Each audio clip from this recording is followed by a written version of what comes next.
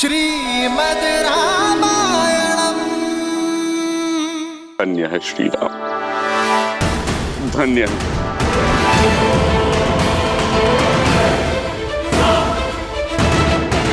जिनके नाम मात्र से जन्म मरण का भवसागर तर जाए, जिनके दर्शन मात्र से जन्मों का दुख मिट जाए।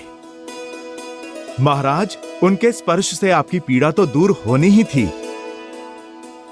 हनुमान, अपने वाक चातुर्य से, अपने प्रेम और अपने आदर से इस नर को नारायण मत बनाओ। हनुमान, ये मेरी नहीं, मित्रता की शक्ति है।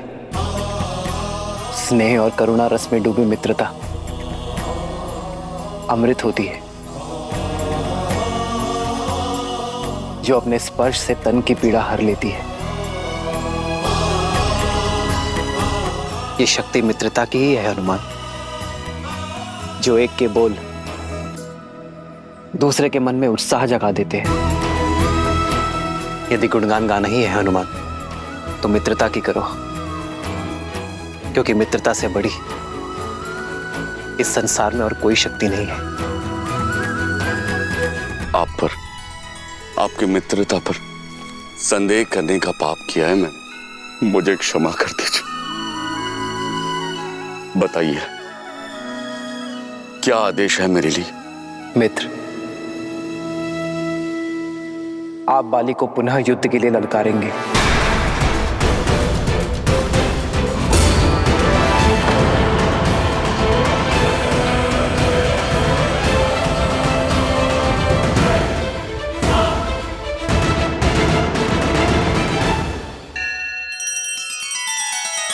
श्री रामचंद्र कृपालु भजु मन हरण भव भय दारुणम्। नव कंज लोचन कंज मुख कर कंज पद कंजारुणम्।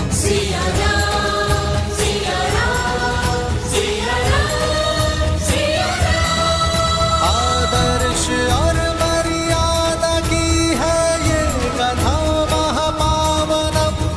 काट मद श्री से मिला दे श्रीमद् रामायणम्। श्रीमद् रामायणम्। सिया राम, सिया राम, सिया राम, सिया राम।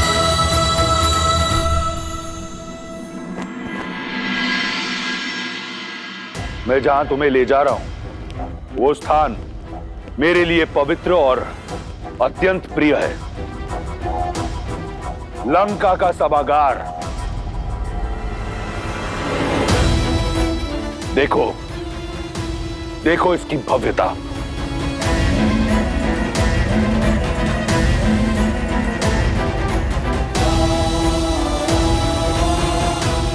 इस समृद्ध सभागार का एक एक स्वर्णिम पत्थर रावण के रक्त, समर्पण और अथक परिश्रम का साक्षी है।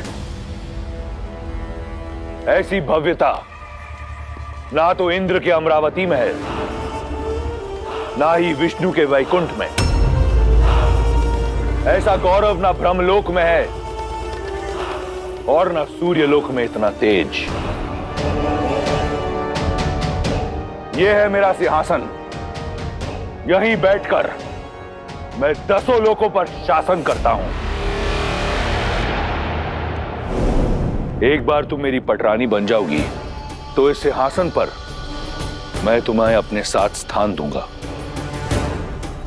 बस एक बार मेरा प्रस्ताव स्वीकार कर लो।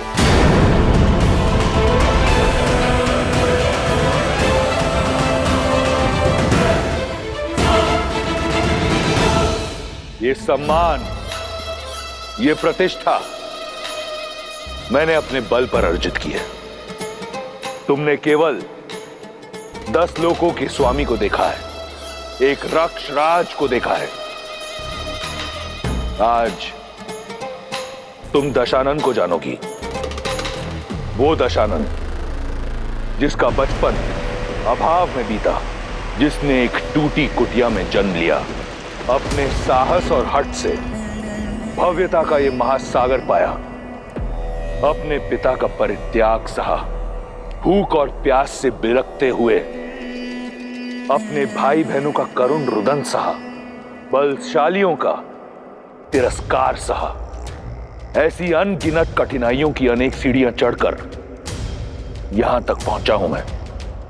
जो प्राप्त किया अपने बल से, प्रहार से, प्रयास से, नियति से छीन कर किया, अपने शौर्य, अपने कर्म, अपनी इच्छा शक्ति से किया।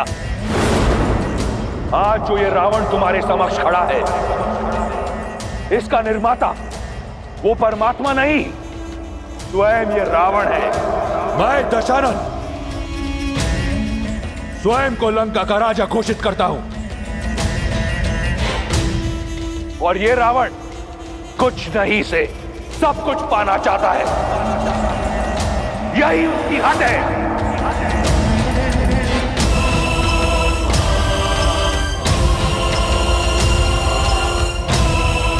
बस यही है लंकेश दशानन रावण की कथा, उसकी विजय गाथा। तुम्हारे राम की कथा क्या है? उसने क्या पाया, क्या अर्जित किया? कौन है राम?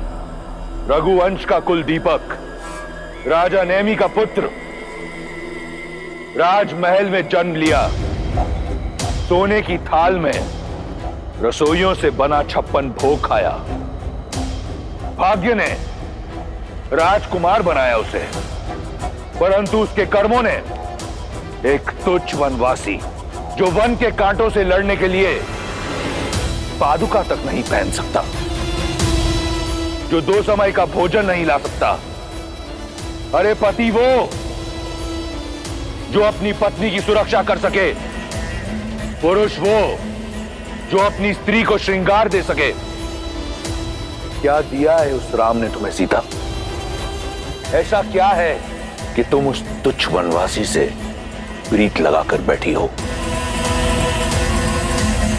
ऐसा क्या है कि तुम दशानन को पाने का अवसर खो रही हो?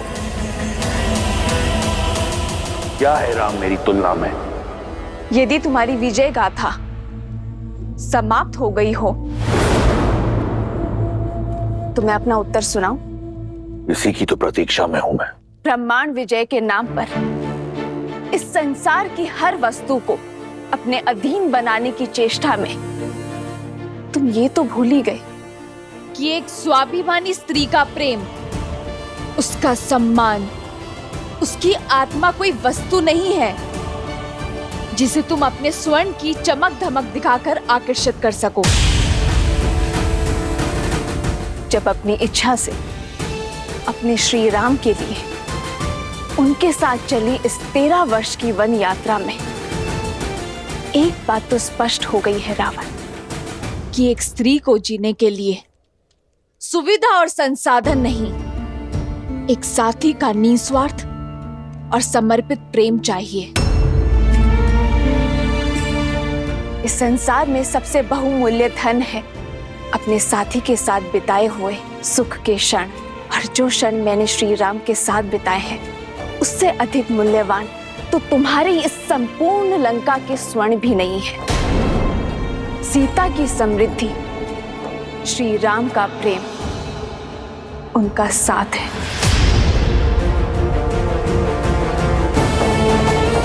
तुम अपनी संपत्ति दिखा रहे हो ना रावण, परंतु ये भूल गए संपत्ति अपनों से बनती है, उनके आदर और सम्मान से बनती है,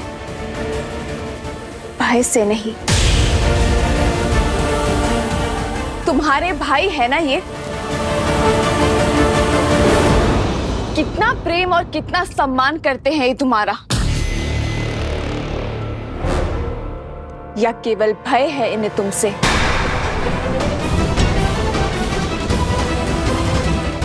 यदि भय ना होता तो तुम्हें भी भरत और लक्ष्मण भैया जैसे भाई होते। एक भाई जो अपने भाई की चरण पादुका को अपने मस्तक पर ढोकर उनके नाम से अयोध्या का राज्य चला रहा है। एक भाई जिसने अपने पत्नी, परिवार, सुख सुविधा को छोड़कर अपने भाई की ढाल बनकर उनके साथ वन में खड़ा है। वो प्रजा जो 14 वर्षों से प्रतीक्षा कर रही है कि कब राम नाम का सूर्य आएगा और कब उनके घर में दीपक जलेंगे।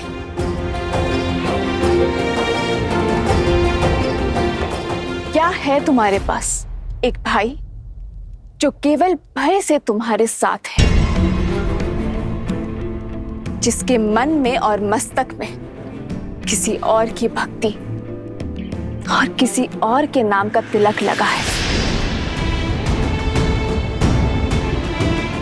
एक वो भाई जिसे लालच के कारण तुमने जीवन भर के लिए निद्रा के पाश में बांध दिया है। वो पुत्र जिसे संस्कार नहीं दिए तुमने, पर शस्त्र बनाकर पाला है उसे। श्री राम से बड़ा ना कोई धन है और ना कोई रत्न।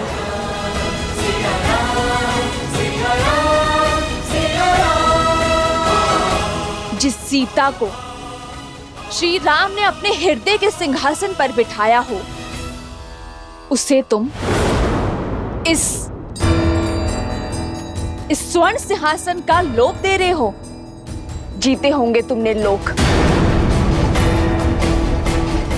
किंतु मेरे श्री राम ने अयोध्या से निकलकर इतने हृदय जीते हैं कि यदि तुम गिनने बैठोगे ना, तो तुम्हारा ये जीवन कम पड़ जाएगा। तुम इन स्वर्णिम शिलाओं पर दम ले रहे हो। मेरे श्री राम ने शिलाओं में प्राण दिए हैं। प्रेम वो धागा है, वो बंधन है जो हर लोभ, हर लालसा से परे है। अपनी समृद्धि को बढ़ाने में ध्यान केंद्रित करो रावण, किसी और की स्त्री को अपना बनाने में नहीं, क्योंकि समृद्धि की परिभाषा प्रेम और आदर है, जो मेरे मन में श्री राम के लिए अपार है। अब भी समय शेष है रावण, क्षमा मांग लो मेरे श्री राम से। मुझे ससम्मान पुनः लौटा दो उन्हें और अपने इस सिंहासन पर अपनी पत्नी को ससम्मान स्थान दो। नहीं आएगा तुम्हारा राम, नहीं आएगा तुम्हारा राम। आएंगे, मेरे राम आएंगे।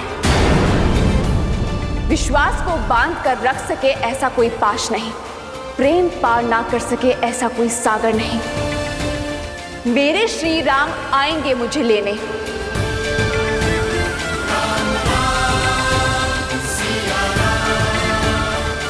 मेरा विचार है हमारा संवाद समाप्त हुआ। अब मैं वाटिका में जाके अपनी समृद्धि का आनंद लेना चाहती हूँ। अपने श्री राम के साथ बिताए हर क्षण को स्मरण करने जा रही हूँ।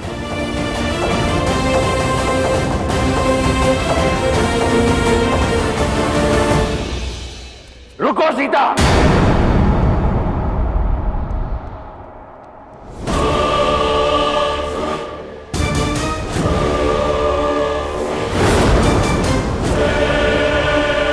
मेरे प्रेम को मेरी दुर्बलता समझने की भूल मत करना। मैं तुम्हारे समक्ष प्रेम का निवेदन लेकर आया था, याचना नहीं। मेरे भीतर जल रही क्रोध की ज्वाला को मत भड़काओ।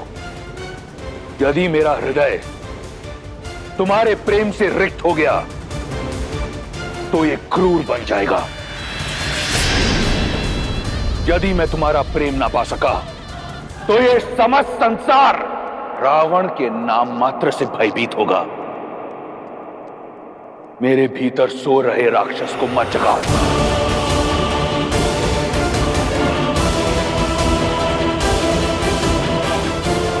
जिस रावण के समक्ष तुम राम के गुण गा रही हो, वो कोई साधारण राक्षस नहीं, राक्षराज रावण है।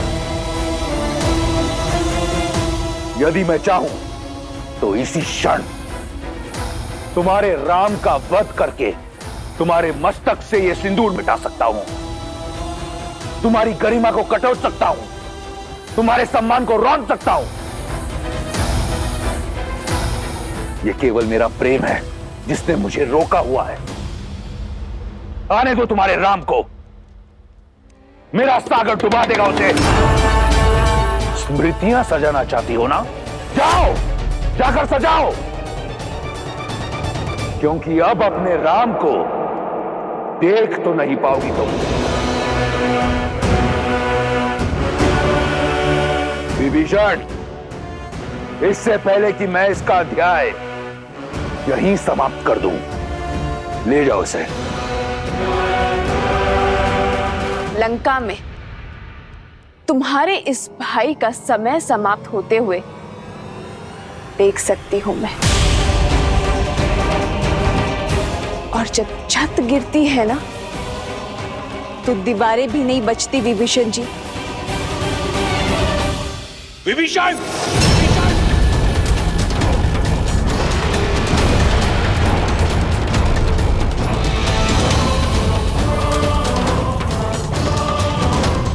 देवी,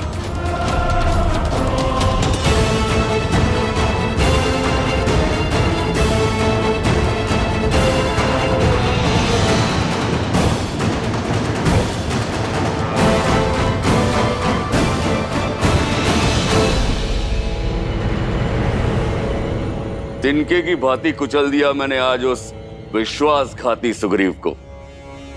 मेरे समक्ष ऐसे चीख रहा था जैसे गज के पांव के नीचे मूषक। इतना आनंद तो मुझे जीवन में कभी नहीं आया था जितना उस कायर की अस्थियां चटकाने में आया। ऋषिमुख पर्वत पर किसी गुफा में छुपकर अपने घाव सेक रहा होगा वो। समझ आया पुत्र अंगद? ये वीर भोग वसुंधरा है, अर्थात वीर को हर सुख भोगने का अधिकार होता है। बल सदा विजय होता है। अब वो भगोड़ा मुझे अपना मुख कभी नहीं दिखाएगा।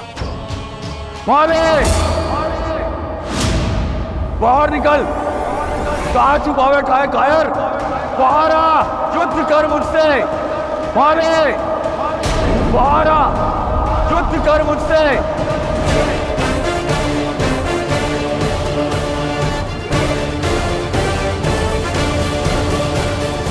भैया, आपके कहने पर मैंने वानरराज सुग्रीव को पुष्पों की माला पहना तो दी है, परंतु क्या बाली एक बार पुनः बाहर आएगा? अवश्य आएगा लक्ष्मण। उसे सुग्रीव की ललकार नहीं, अहंकार की पुकार यहां लेकर आएगी। परंतु आप इतने विश्वास के साथ कैसे कह सकते हैं भैया? यदि बाली ने सुग्रीव के गले में वो माला देख ली और उसे संदेह हो गया तो? यदि उसे हमारी योजना का तनिक भी भान हो गया तो फिर? अभिमान की पट्टी बहुत गाढ़ी होती है लक्ष्मण। एक बार नेत्रों पर पड़ जाए फिर कुछ दिखाई नहीं देता। बल के मद में डूबे अभिमानी ये जान ही नहीं पाते कि उन्हें कौन से युद्ध लड़ने चाहिए और कौन से टालने। आज बाली का अहंकार ही उसे यहां तक खींच कर लाएगा। सुग्रीव से लड़ने अवश्य आएगा लक्ष्मण।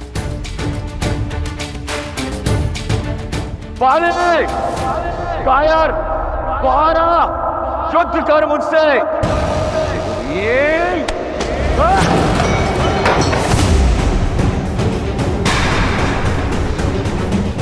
प्रतीत होता है सुग्रीव को हारने में आनंद आने लगा है। एक बार मृत्यु का सामना करके दोबारा लौटाए वो। उसने बाली को ललकारा है। इस बार ये ललकार समाप्त करके ही लौटूंगा। नहीं स्वामी, रुक जाइए, तनिक सोचिए। अभी कुछ प्रहर पहले ही आपसे पराजित और लज्जित होकर गए हैं सुग्रीव, और इतने शीघ्र आकर आपको पुनः ललकार दी है उन्होंने। स्वामी, मुझे शंका हो रही है। शंका ये करो कि इस द्वंद्व के पश्चात वो लौट पाएगा या नहीं। कायर लौट के आया है। अस्थियां तो पहले ही तोड़ चुका हूं। आज उसकी सांसों की माला भी तोड़ दूंगा। समझने का प्रयास कीजिए स्वामी। व्यक्ति ऐसा तभी करता है जब कोई षड्यंत्रघात हो या किसी शक्तिशाली मित्र का साथ हो।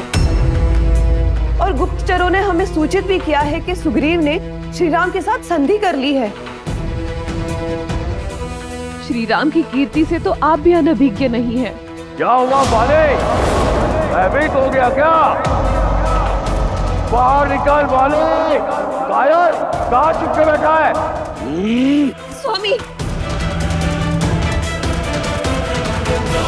बाले बाहर आ और लड़ मुझसे। नहीं स्वामी, यदि एक युद्ध नहीं लड़ेंगे तो कोई अनर्थ नहीं होगा। श्वेत वस्त्र पर कीचड़ का एक छींटा भी बहुत बड़ा दिखता है तारा। यदि मैंने ये युद्ध छोड़ दिया तो मेरी कीर्ति सदा के लिए कलंकित हो जाएगी। युद्ध और द्यूत का निमंत्रण एक राजा कभी नहीं छोड़ सकता। पिताजी, यदि बात आपके स्वाभिमान की है तो आज्ञा दीजिए मुझे। चाचा श्री से लड़ने मैं जाऊंगा। ये तो और बड़ा अप्यक्ष होगा पुत्र। अपने पिता के बल को कम आंकने का दुस्साहस मत करो। किष्किंधा का राजा अपना कर्तव्य अवश्य निभाएगा। आज तो सामने सुग्रीव खड़ा है। कल को यदि युद्ध की ललकार तुमने भी लगाई तो मैं तुमसे भी युद्ध करूंगा। स्वामी, तनिक ध्यान से देखिए, सुग्रीव के गले में पुष्पों की माला है।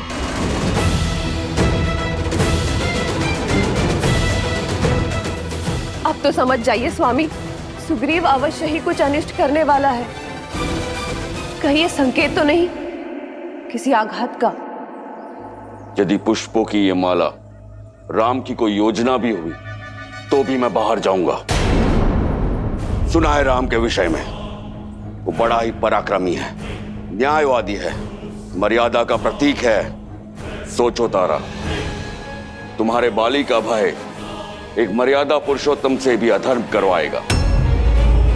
सोचो क्या कीर्ति होगी मेरी कि मेरे विरुद्ध राम को षड्यंत्र करना पड़ा। आज या तो सुग्रीव के सांसों की लड़ी टूटेगी या राम के मर्यादा की कड़ी